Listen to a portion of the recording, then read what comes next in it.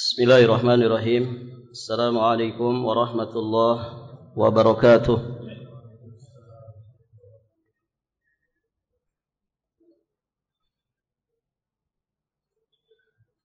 Alhamdulillahi wa kafa. Wassalamun ala ibadihi alladhina istafa. Asyhadu an la ilaha illallah wahdahu rabbi la syarika lah. Wa asyhadu anna Muhammadan abduhu wa rasuluh. Qala Allah Ta'ala fi kitabihil karim. Ya ayyuhalladzina amanu taqullaha haqqa tuqatih wa la tamutunna illa wa antum muslimun, amma ba'd. Allahumma inna nas'aluka ilman nafi'an wa na'udzu bika min ilmin la yanfa'. Para hadirin jamaah rahimani wa rahimakumullah. Alhamdulillah wa syukrulillah, kita bersyukur kepada Allah Subhanahu wa taala. Kita semakin dekat dengan bulan Ramadan. Maka ini adalah satu anugerah yang sangat besar, di mana hadirin jamaah yang dirahmati Allah, tatkala hilal nampak dari hilal Ramadan, kemudian seorang muslim mengucapkan kepada Allah Subhanahu wa taala, Allahu Akbar, Allahumma ahillahu alaina bil amni wal iman was salamati wal islam wat taufiq lima tuhibbu wa tarda rabbuna wa rabbukallah. Tatkala hilal nampak di penghujung dari bulan Sya'ban, kemudian nampak hilal Ramadan, seorang muslim mengucapkan Allahu Akbar, Allah Maha Besar, ya Allah, ahillahu alaina bil amni wal iman, tampakkanlah hilal ini kepada kami dengan membawa keamanan dan juga keimanan, wassalamati wal islam, membawa keselamatan dan juga membawa Islam, membawa kepasrahan dan juga ketundukan. Wat taufiq lima tuhibbu wa tarda, ya, serta semoga munculnya hilal ini kami mendapatkan taufik untuk menjalankan syariat yang engkau sukai dan juga engkau ridai. Rabbuna wa rabbukallah, Rabb kami dan Rabb kamu adalah Allah Azza wa Jalla. Tatkala ini terucap dari lisan seorang muslim saat dia melihat hilal Ramadan, maka berarti saat itu dia mendapatkan nikmat yang sangat besar. Dan itulah sejatinya adalah ijabah dari Allah Subhanahu wa taala atas doa yang dipanjatkan kepada Allah Subhanahu wa taala mungkin dari sebelum Ramadan tahun sebelumnya. Di mana hadirin jamaah yang dirahmati Allah, masing-masing dari kita sebagai muslim, sebagai mukmin, dengan dorongan iman dan Islam yang ada pada diri kita, kita senantiasa meminta kepada Allah Subhanahu wa taala. Saat ini saja sebelum masuk Ramadan, kita meminta kepada Allah supaya kita disampaikan ke bulan Ramadan. Bahkan kita juga meminta kepada Allah, jangan sampai kemudian Allah menjadikan Ramadan yang akan dihadapi ini Ramadan terakhir bagi kita. Namun kita selalu meminta kepada Allah semoga diberi umur yang panjang, dalam keadaan yang terbaik, sehingga kita juga bisa menikmati Ramadan di tahun-tahun berikutnya. Nah, saat ini hadirin jamaah yang dirahmati Allah, sebentar lagi kita akan masuk Ramadan. Maka tatkala melihat hilal Ramadan, kemudian kita mengiringinya dengan doa yang tadi kita bacakan, sejatinya itu adalah ijabah. Ijabah dari Allah Subhanahu wa taala atas rengekan dan doa terbaik kita kepada Allah Subhanahu wa taala di waktu-waktu sebelumnya. Dengan kata lain, siapapun yang nanti memasuki bulan Ramadan, wajib atas dirinya untuk bersyukur kepada Allah Subhanahu wa taala. Ini poin pertama yang mesti kita siapkan. Bersyukur atas nikmat disampaikan usia ke bulan Ramadan. Bersyukur atas ijabah doa yang Allah Subhanahu wa taala anugerahkan kepada kita. Kita sampai kembali ke bulan Ramadan. Nah, syukur ini tentu tidak cukup dengan kalimat tahmid. Syukur kita atas nikmat yang besar ini mesti kita buktikan dalam kesungguhan dan juga keseriusan kita memanfaatkan bulan Ramadan dengan sebaik-baiknya. Maka para ulama menyatakan asyukru ta'atullah. Syukur itu adalah engkau taat kepada Allah Subhanahu wa taala. Maka Ramadan yang akan kita hadapi ini, jika nanti Allah memudahkan kita untuk memasukinya, jangan disia-siakan. Manfaatkan untuk mendapatkan percepatan limpahan pahala di sisi Allah Subhanahu wa taala. Karena Allah istimewakan bulan Ramadan ini. Allah Subhanahu wa taala menspesialkan Ramadan untuk kita semua. Maka kita hargai dengan harga yang juga spesial. Dengan harga yang juga harga yang sangat mahal. Sehingga kita tidak akan menyepelekan bulan Ramadan. Ya, bagaimana tidak, hadirin jamaah yang dirahmati Allah. Di dalam Sahih Al-Bukhari juga Sahih Muslim, dari jalan sahabat yang mulia Abu Bakrah radhiyallahu taala anhu, Rasulullah sallallahu alaihi wa alihi wasallam, beliau bersabda, "Syahrani la yanqusani." Ada 2 bulan, kata Nabi sallallahu alaihi wasallam, yang pahala itu tidak pernah berkurang di dalamnya. Syahra idin, kedua-duanya adalah bulan raya. Karena ada hari raya, yakni kata Nabi sallallahu alaihi wasallam, Ramadhanu wa Dzulhijjah. Ramadan dan Dzulhijjah. Ramadan di penghujungnya ada hari raya Idul Fitri. Kemudian hadirin jamaah yang dirahmati Allah, di penghujung 10 pertama dari Dzulhijjah ada Idul Adha. Kedua-duanya adalah bulan istimewa yang Allah Subhanahu wa taala menyediakan pahala berlimpah bagi kaum muslimin. Maka jangan disia-siakan. Allah tidak akan mengurangi pahala di bulan Ramadan juga di bulan Dzulhijjah. Kalau ahli dunia, hadirin jamaah yang dirahmati Allah, dalam 12 bulan itu atau dalam perjalanan 1 tahun itu, mereka memahami mana momen-momen tertentu, mana waktu-waktu atau bulan-bulan tertentu, di mana jika mereka memaksimalkan momen tersebut, mereka akan mendapatkan percepatan, limpahan keuntungan. Contoh, misalkan pedagang baju. Ada pedagang baju di sini. Para jamaah, kapan baju antum sangat laris? Kapan? Mau lebaran. Nah, itu kan? Ada mungkin pedagang bahan-bahan kue. Kapan dagangan antum itu sangat-sangat laris? Sama, menjelang Idul Fitri. Kan begitu. Atau pedagang apapun, barakallahu fikum, dari 12 bulan itu pasti dia paham. Ya, karena pengalaman yang begitu panjang. Barakallahu fikum, perjalanan yang begitu panjang dalam dunia perdagangan, dunia bisnis dan usaha, dia paham tuh. Dari 12 bulan itu, di waktu kapan, di momen apa, barang dagangannya itu akan sangat cepat laku. Sehingga momen itu akan dia maksimalkan dengan sesungguh-sungguhnya, seserius mungkin. Untuk apa? Untuk dia mendapatkan percepatan, limpahan keuntungan. Saya sering sampaikan, ada teman kita yang punya produksi bahan kue, para jamaah.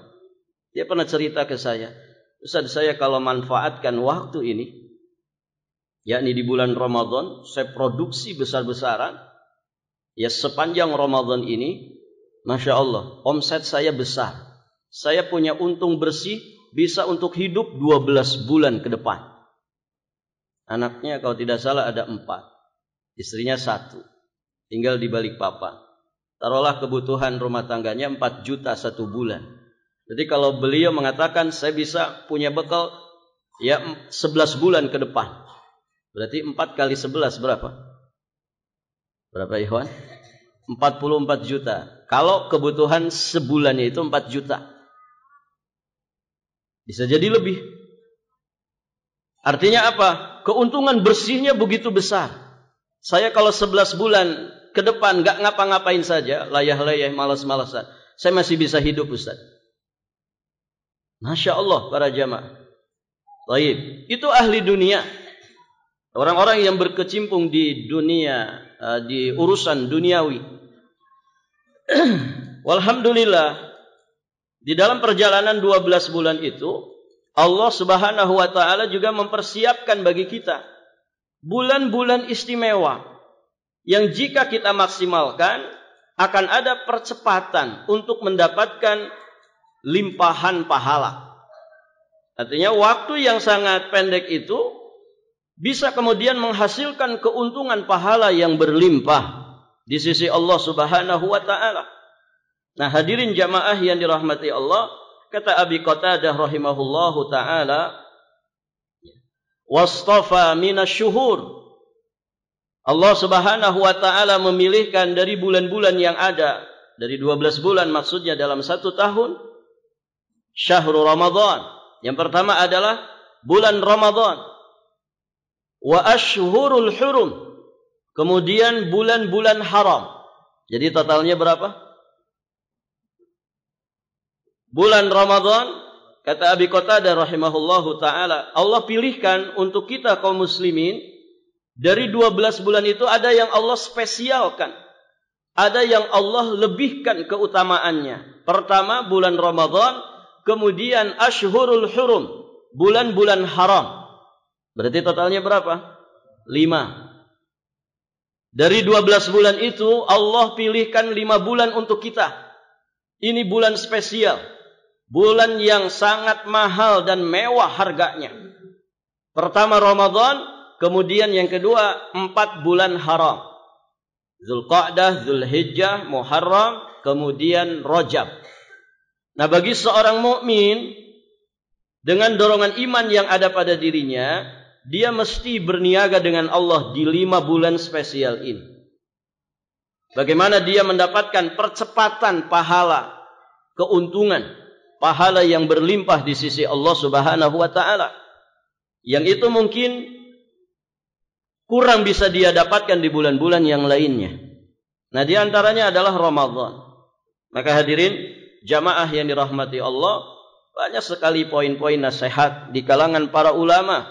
Bagaimana kemudian kita bisa memaksimalkan ibadah di bulan Ramadan. Nah, kita nukilkan saja penjelasan dari Imam Ibnu Qudamah rahimahullahu ta'ala, yang dinukilkan dari kitab Mukhtasar Minhajul Qasidin, karyanya Imam Ibnul Jauzi.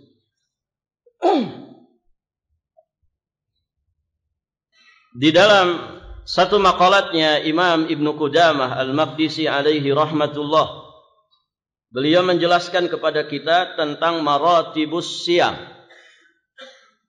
Dan ini mudah-mudahan menjadi motivasi bagi kita untuk membuktikan rasa syukur kita kepada Allah Subhanahu wa ta'ala yang telah menyampaikan kita ke bulan Ramadan. Kita mesti berupaya bagaimana puasa kita itu levelnya naik. Begitu ya. Kalau ahli dunia, kan level dunia mereka selalu ingin naik. Orang yang punya pangkat, orang yang punya jabatan, levelnya selalu ingin naik. Orang yang sudah kaya pengen level kekayaannya naik. Kemarin ya masuk golongan menengah. Menengahnya ke pinggir. Bagaimana bisa menengah ke atas? Begitu kan? Nanti yang sudah di atas bagaimana di atas lagi? Anak-anak kecil, anak-anak kita lihat perkembangan mereka. Begitu ya. Dunia mereka terus berkembang. pengetahuan mereka, keahlian mereka terus berkembang. Maka kita yang sudah tua seperti ini, hadirin jamaah yang dirahmati Allah, kita yang sudah dewasa juga demikian. Ya. Satu perkara yang membosankan diantaranya adalah perkara yang monoton. Begitu-gitu saja. Berarti supaya hidup ini tidak membosankan, harus ada level yang kita tingkatkan. Ramadan ini, hadirin jamaah yang dirahmati Allah, bagi sebagian orang mungkin membosankan. Kenapa? Karena dia tidak pernah berusaha menaikkan level Ramadannya. Maka jangan kemudian kita menempuh hal-hal yang membosankan dalam hidup ini. Nah, supaya tidak membosankan, naikkan level kita. Naikkan level ibadah kita. Dan ibadah inti di bulan Ramadan adalah ibadah puasa. Nah, Imam Ibnu Qudamah Al-Maqdisi alaihi rahmatullah beliau menjelaskan kepada kita, walis shaum salasu maratib. Puasa itu memiliki 3 tingkatan. Yang pertama shaumul umum, puasa umum. Umumnya kaum muslimin berpuasa. Baik, para jamaah. Atau bahkan selain muslim bisa mereka melakukan puasa model ini. Kemudian yang kedua, wassaumul khusus. Nanti kita jelaskan satu-satu. Yang kedua, wassaumul khusus. Puasa yang khusus. Kemudian yang ketiga, wassaumu khususil khusus. Puasa yang super khusus. Ada berapa ikhwan? 3. Pertama, puasa umum. Yang kedua, puasa khusus. Yang ketiga, puasa super khusus. Kira-kira fasilitasnya beda enggak? Beda. Antum kalau naik pesawat ekonomi dengan bisnis beda? Beda. Ya, pesawat bisnis dengan apa lagi? Eksekutif. Yang antum bisa rebahan tidur, gitu ya. Nanti dijamu makanannya kayak di restoran. Begitu. Mungkin belum ada yang pernah begitu ya. Kita alhamdulillah duduk 9 jam saja bisa tidur gitu. Apalagi rebahan. Baik, para jamaah. Tentu fasilitasnya beda. Untuk dapat ke situ itu kan juga beda levelnya. Kalau orang yang dapat super khusus, super eksekutif itu kan ya berarti orang-orang yang punya duit. Orang-orang yang memang bekerjanya tidak hanya pakai otot, tapi juga pakai otak. Ya, sehingga barang mewah jadi murah bagi dia. Barakallahu fiikum. Artinya ada perjuangan, ada pengorbanan, ada kemudian yang bisa dihasilkan dari itu. Nah, para jamaah, kebaikan-kebaikan agama juga demikian. Imam Ibnu Qudamah tadi mengatakan puasa itu ada 3 level. Level yang umum, level yang khusus, kemudian level yang super khusus. Nah, kita jelaskan satu-satu. Yang pertama, level yang umum, puasa umum. Puasa umum itu yang bagaimana? Qala rahimahullahu ta'ala fa amma shaumul umum fa huwa kafful batni wal farji an qada'is syahwah. Puasa yang umum itu adalah menahan perut, menahan kemaluan dari menuruti selera syahwatnya. Ini yang level umum. Dia tahan perut, berarti tahan apa tuh? Tahan lapar dan dahaga.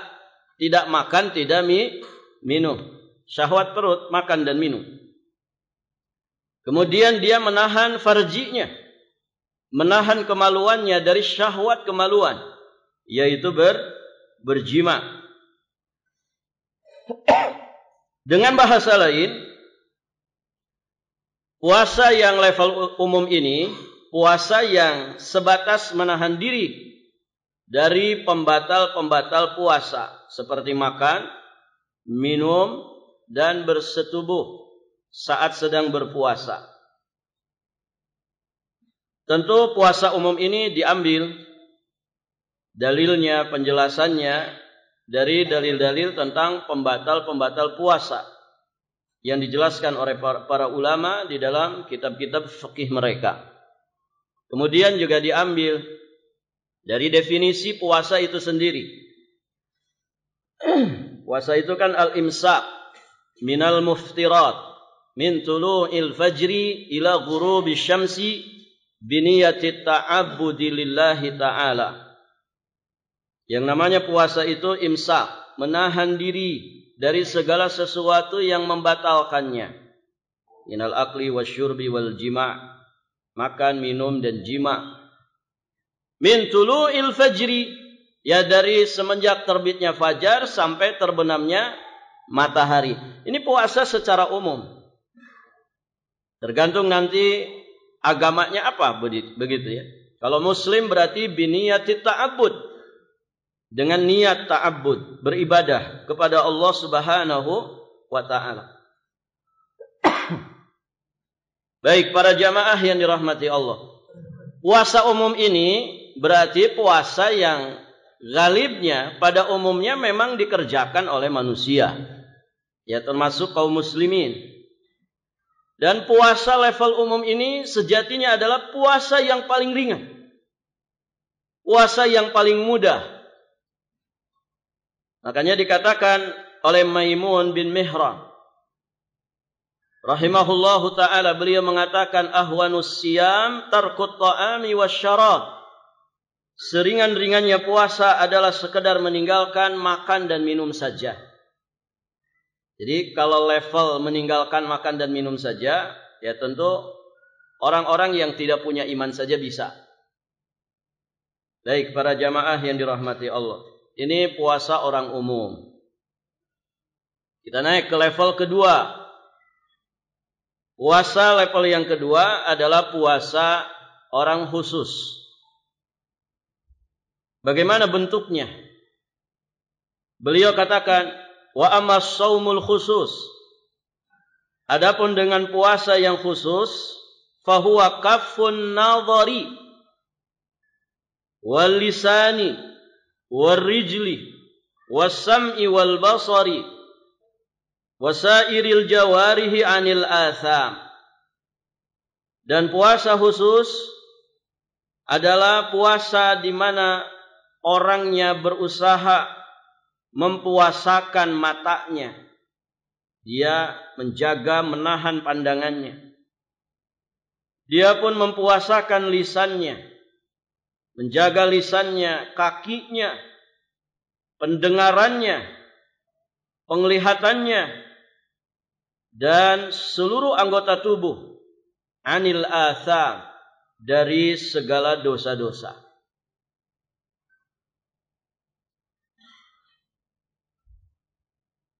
Berarti levelnya naik tidak ini?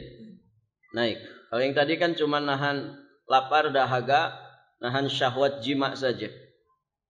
Nah kalau level kedua ini lebih tinggi, karena yang dia puasakan bukan hanya perut dan kemaluannya saja, tapi dia puasakan matanya, telinganya, mulutnya, dia puasakan tangannya, dia puasakan kakinya dari melakukan dosa-dosa.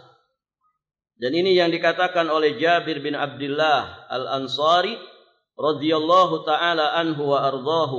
Beliau mengatakan, "Idza sumta falyasum sam'uka wa basaruka wa lisanuka 'anil kadhibi wal ma'sam." Apabila engkau sedang berpuasa, maka puasakan pula pendengaranmu, puasakan pula penglihatanmu dan juga lisanmu dari dusta dan dari dosa.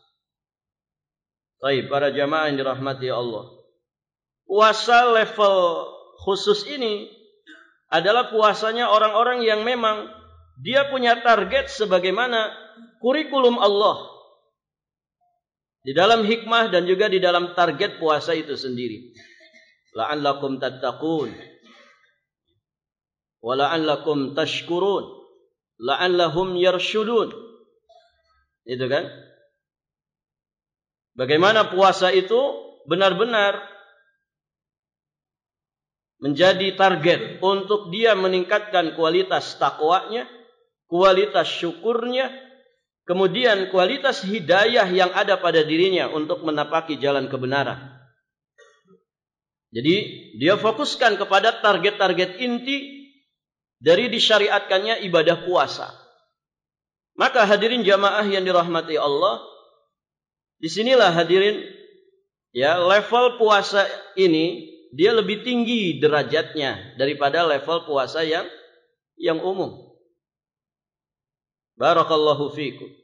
Maka dikatakan oleh Imam Al-Baydawi alaihi rahmatullah, laisal maqsud min syar'iyyatis shaum nafsal ju' wal 'atash, bal ma yatba'uhu min kasri syahawat wa tatwi'in nafsi al-ammarati lin nafsil mutmainnah. Kata Imam Al-Baydawi, rasa lapar, rasa haus sama sekali bukan tujuan inti dari kewajiban puasa. Bukan tujuan inti. Kamu kok puasanya enggak lapar, berarti enggak benar puasanya. Bukan itu, ikhwan. Karena mohon maaf ya, orang kalau sudah terbiasa puasa, rasa lapar itu sedikit demi sedikit berangsur-angsur, kemudian sudah menjadi biasa, kan begitu. Bagi orang-orang yang terbiasa puasa sepanjang 11 bulan itu dengan puasa-puasa sunnah, rasa lapar itu kan sudah menjadi satu kebiasaan. Ya, artinya dia sudah adaptasi. Maka hadirin jamaah yang dirahmati Allah, kata Imam Al-Baydawi, rasa lapar dan haus ini sama sekali bukan tujuan inti dari ibadah puasa itu. Namun kata beliau, bal mayat ba'uhu, akan tetapi yang diinginkan, tujuan inti daripada disyariatkannya, diwajibkannya puasa itu adalah efek kondisi tersebut. Apa efeknya ketika perut kita ini kosong? Apa efeknya hadirin jamaah yang dirahmati Allah? Ketika kemudian perut kita kosong, membakar lemak-lemak yang ada di dalam tubuh kita. Toksin-toksin, racun-racun yang ada di dalam tubuh kita, sehingga berdampak kepada lemasnya kita, lemahnya kita. Apa ini efek dari itu? Apa efek dari itu? Kata beliau, kasris syahwat. Kasris syahwat, runtuhnya syahwat. Runtuh syahwat. Kemudian apa? Wa tatwi'in nafsi al-ammarah bisu' lin nafsil mutmainnah. Kemudian berubahnya jiwa kita yang tadinya nafsul ammarah bisu', yang tadinya jiwa yang selalu menyeret kepada keburukan, kemudian menjadi jiwa yang tunduk, tentram, mutmainnah pada aturan Allah Subhanahu wa ta'ala. Nah ini para jamaah, dan Masya Allah, jika orang itu melaksanakan ibadah puasa dengan sebenar-benarnya, mengikuti petunjuk Allah dan Rasulnya, dipraktekkan adab-adabnya, sunnah-sunnahnya, maka hadirin jamaah yang dirahmati Allah, dua inti efek dari ibadah puasa ini pasti dia dapatkan. Runtuh syahwat itu. Orang yang temperamen, kalau dibawa puasa gimana para jamaah? Sudah jengkel nih, sudah pengen ngomelin istrinya. Ingat ya, sedang puasa. Sedang puasa, tertahan dia. Yang biasa ngomelin orang di jalan raya, ya, atau biasa mencet klakson, ya, mengklakson orang lain sampai orang terperanjat. Barakallahu fikum. Itu kalau dia bawa puasa agak kerem. Ya Allah, saya sedang puasa. Ya. Walaupun kadang sebagian orang gitu, tunggu nanti habis buka ya. Gitu. Barakallahu fikum. Tapi setidak-tidaknya kan keredam. Runtuh syahwatnya. Runtuh syahwat. Kemudian apa tadi? Nafsu yang tadinya amarah bisu akan kemudian berangsur-angsur berubah kepada nafsul mutmainnah. Coba perhatikan.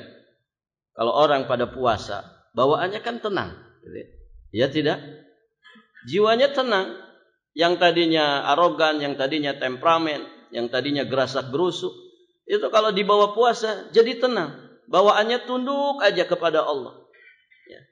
Bawaannya itu hawa-hawanya mendorong kita untuk selalu taat ibadah kepada Allah. Ada bahasa eman-eman puasa saya. Begitu kan? Masya Allah. Kalau pemandangan Ramadan itu kan beda para jamaah. Yang tidak doyan ke masjid, jadi ke masjid. Coba nanti sebentar lagi. Kira-kira jamaah berubah nggak di sini? Berubah nggak Pak? Kalau nanti masuk malam 1 saja, coba perhatikan. Pada berdatangan nggak orang? Berubah, suasana berubah. Yang dulu absen ke masjid, datang mereka. Ya, datang. Sholat 5 waktu, bahkan sholat malam. Yang tidak doyan sholat subuh berjamaah, nanti ada banyak wajah baru itu. Ya. Jadi jangan kaget. Kalau sebentar lagi masjid kita banyak wajah-wajah baru. Ya. Anggota-anggota baru. Begitu ya. Nah, ini efek ibadah puasa. Efek daripada ibadah puasa. Ya, cuman ada yang bertahan sampai finish, ada yang berguguran di tengah jalan.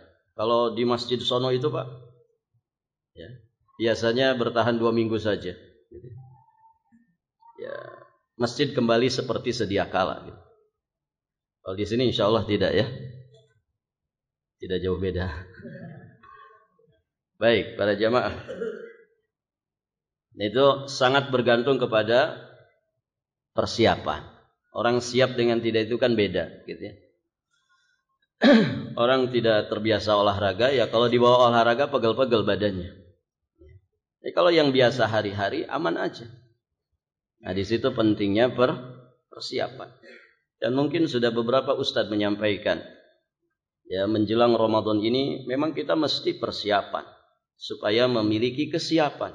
Harapannya Ramadan ini benar-benar bisa kita selesaikan sampai kemudian kita finish menjadi juara. Ya. Dan 11 bulan ke depannya bagaimana ini? Kita tetap menjadi juara bertahan. Begitu. Baik para jamaah. Yang terakhir yang terakhir levelnya lebih tinggi lagi. Siapa mereka ini? Mereka yang punya saum khususil khusus.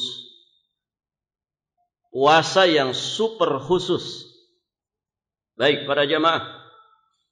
Imam Ibnu Qudamah melanjutkan fahuwa saumul qalbi anil himamid daniyah wal afkaril muba'adati anillahi subhanahu wa ta'ala wa kaffuhu amma siwallah subhanahu wa ta'ala bil kulliyah.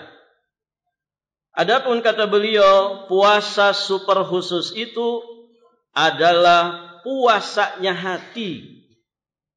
Berarti ini levelnya lebih keren lagi, lebih tinggi lagi.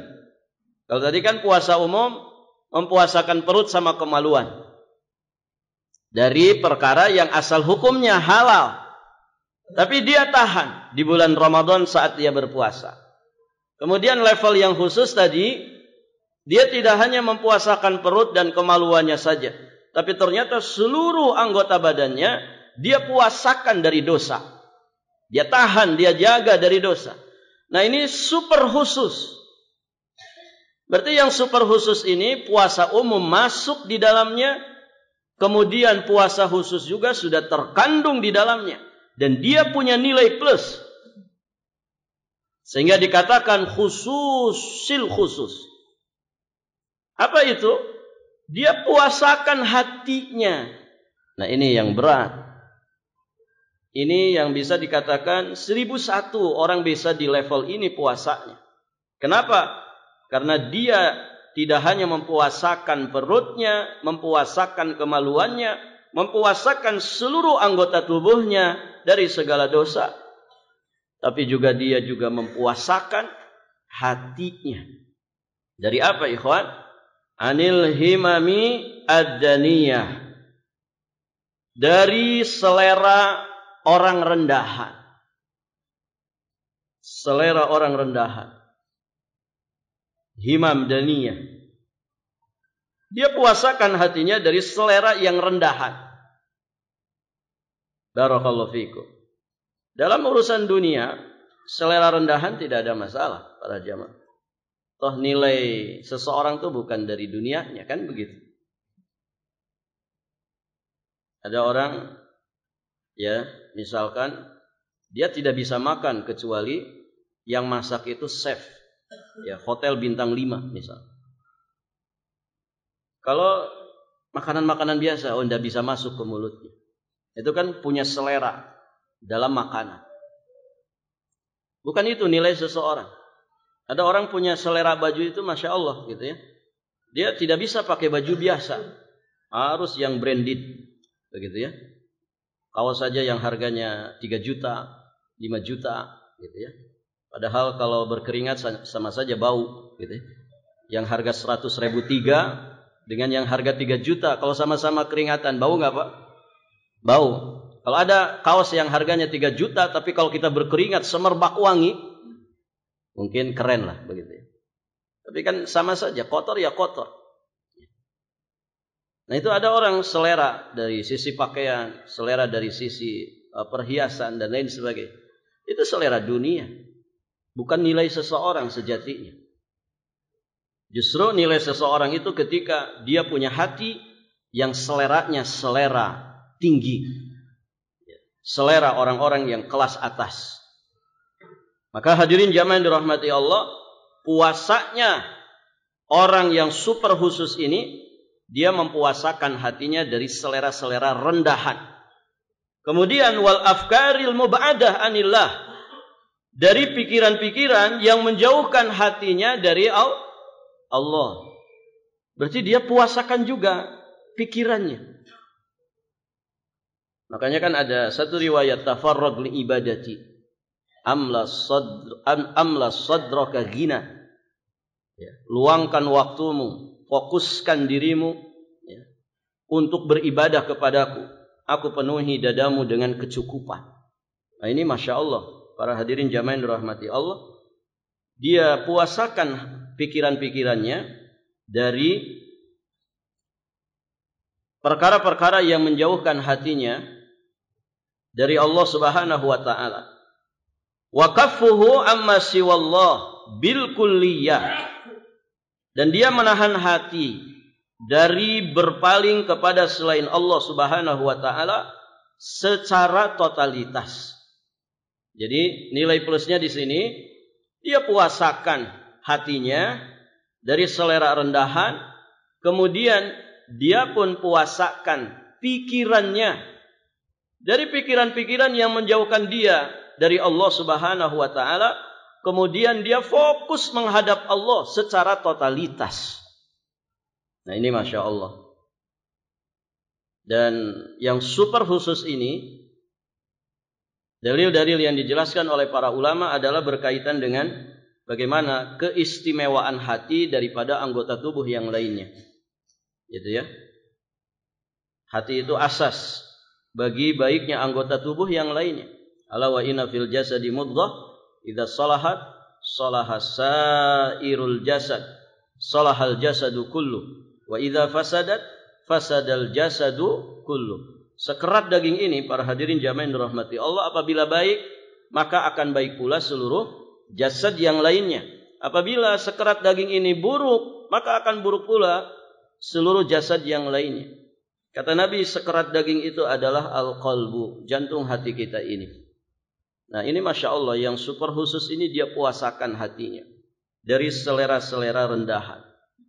Makanya banyak sekali ayat-ayat dan juga hadis yang menjelaskan bahwa hakikat daripada ketakwaan itu adalah takwanya hati. Takwanya hati, para hadirin jamaah yang dirahmati Allah.